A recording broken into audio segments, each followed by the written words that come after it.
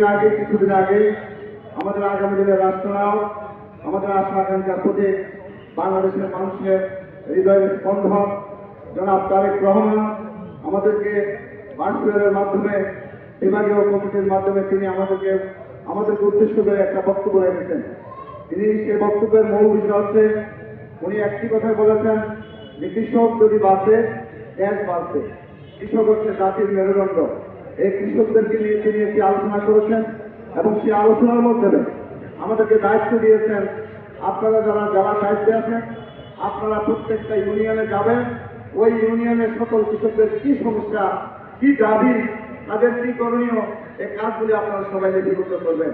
কারণ আগামী দিনে যে নির্বাচন হতে যাচ্ছে, সেই নির্বাচনে আপনারা এবং আমরা সবাই আশাবাদী, আগামী নির্বাচনে আল্লাহ রহমতে বাংলাদেশ জাতীয়তাবাদী দল ইনশাআল্লাহ সরকার